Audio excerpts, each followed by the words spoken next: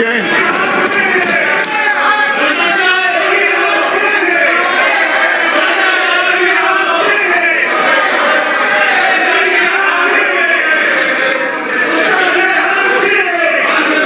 माननीय सभापति महोदय, मुझे राजस्थान लोकतंत्र सेनानी सम्मान विधेयक 2024 पर बोलने का अवसर दिया, उसके लिए मेरा बहुत बहुत आभार, धन्यवाद। माननीय अध्यक्ष महोदय, दिनांक 25 जून 1975 का दिन इतिहास का काला दिन रहा है, जब तत्कालीन राष्ट्रपति फखरुद्दीन अली अहमद ने इंदिरा गांधी की सलाह से आपातकाल की घोषणा की। इलाहाबाद हाई कोर्ट के न्यायाधीश जगमोहन लाल जी ने प्रधानमंत्री इंदिरा गांधी का रायबरेली से सांसद के रूप में भ्रष्ट चुनाव आचरण का दोषी माना, उन्हें तत्काल अयोग्य घोषित कर दिया। श्रीमती इंदिरा गांधी ने कुर्सी छोड़ने पर खतरा देखकर त्याग पत्र की बजाय देश भर में आपातकाल समिति को होता है या पास होता है? आप समिति को गया तो आपके लिए तो और चांस हो गए। हत्या कर देश को बात कर लेना, काल के में जा रहा है, आपातकाल लगा है। माननीय नहीं किया सभापति महोदय, रिपोर्ट आएगी। आज का दिन यादगार का दिन है, क्योंकि यह काला अध्याय आज ही के दिन खत्म हुआ। 21 मार्च 1977 जब लगभग 20 माह की इस काल अवधि को भारतीय लोकतंत्र पर काला धब्बा माना जाता है और लोगों ने उसके मौलिक अधिकार छीने गए। आरएसएस पर प्रतिबंध लगा दिया गया, प्रेस पर सेंसरशिप लगा दी गई। ये चलने वाला नहीं है, सेंसरशिप के बिना अखबारों में कुछ छप नहीं सकता था और स्वीकृत समाचार पत्र।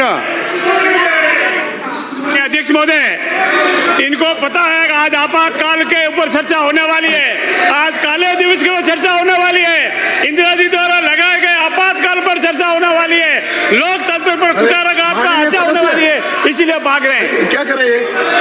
अरे माननीय सदस्य गोपीचंद, इनको करो ये क्या है?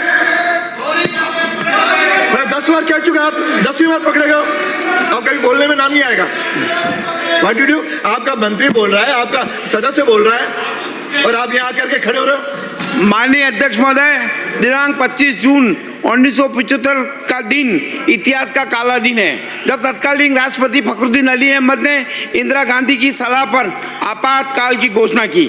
न मंत्रिमंडल की रचना में लिया और न देश से राय ली, और इलाहाबाद हाईकोर्ट के तत्कालीन न्यायाधीश जगमोहन लाल जी ने प्रधानमंत्री इंदिरा गांधी को रायबरेली से सांसद के भ्रष्ट चुनाव आचरण का दोषी माना और उन्हें तत्काल अयोग्य घोषित कर दिया।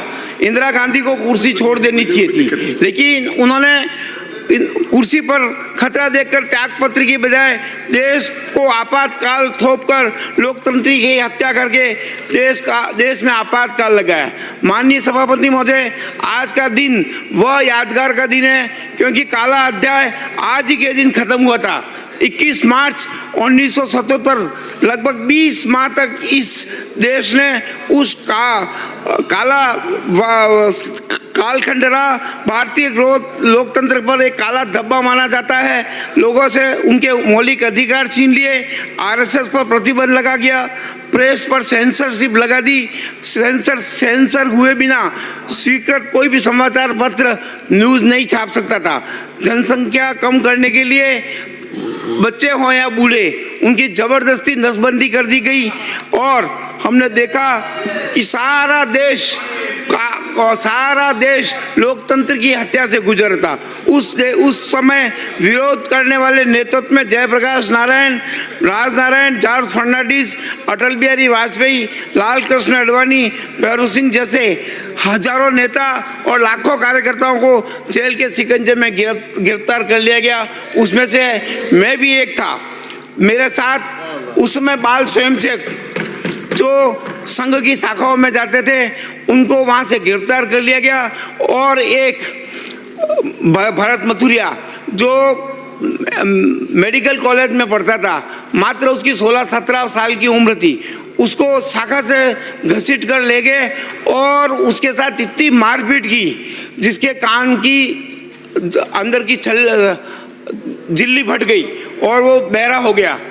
आज हम देख रहे हैं कि एक सत्य घटना बता रहा हूँ कि मेवाड़ के अंदर एक बस का ड्राइवर, रोडवेज का बस चलाते चलाते एक भैंस बैठी हुई थी, तो उसने ये शब्द कहे, सत्य है माननीय कि सदस्य, समय सीमा है हाँ बस क्योंकि उसने ये कहा कि अरे भैंस बैठी हुई थी, उठ नहीं रही थी, तो उस ड्राइवर ने एक बात कही कि अरे इंदिरा गांधी की तरह ठूंठ होके कैसे बैठी हुई है, उठ। तो उस ड्राइवर को जेल में डाल दिया। इस तरह से लोकतंत्र का मजाक किया गया और उस काला दिवस समाप्त हुआ। और उस समय कहते हैं कि जब इंदिरा गांधी को इस बात का भरोसा हो गया कि देश के अंदर 400 सीटें जीतेंगे, तब उन्होंने चुनाव की घोषणा की।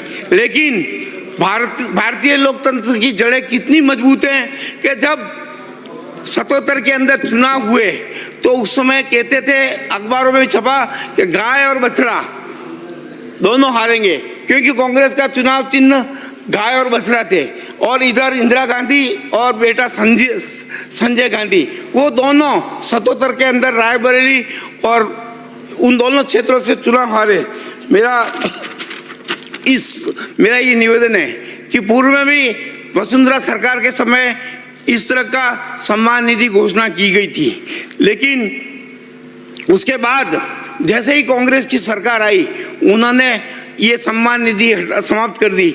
मेरा उस समय विराट योगदान देने वाले सभी को का सम्मान दिया जाए, आपातकाल में पाठ्यक्रम में शामिल किया जाए, क्योंकि आने वाली पीढ़ी भी इस बात को समझ सके कि जिस लोकतंत्र का किस तरह से गला घोटा गया था। लोकतंत्र सेनानियों को टोल से मुक्ति मिली थी, लेकिन कांग्रेस सरकार ने समाप्त कर दी। सभी आंदोलनकारी जो 1 महीने से कम है, उनको आज तक ये सम्मान दिया नहीं जा रहा है। उसको, उनकी फाइलें अटकी हुई हैं, उसे तुरंत वापस शामिल किया जाए। लोकतंत्र सेनानियों को 26 जनवरी 15 अगस्त को सम्मान का निमंत्रण दिया जाए। सभी लोकतंत्र सेनानियों को स्वतंत्रता सेनानियों की जैसी सम्मान दिया जाए, ऐसा मेरा आग्रह है। सरकार निश्चित रूप से विचार करेगी और मैं पूर्व वसुंधरा सरकार और भजनलाल जी सरकार का धन्यवाद प्रेषित करता हूं कि उन्होंने राज में आते ही इस सम्मान को, लोकतंत्र सेनानियों को, लोकतंत्र के पैरियों को जो सम्मान दिया, वास्तव में ये उनका सम्मान नहीं, इस लोकतंत्र का सम्मान है। धन्यवाद। जय भारत, जय हिंद। श्री रोहित बोरा, श्री कालीचरण सराफ।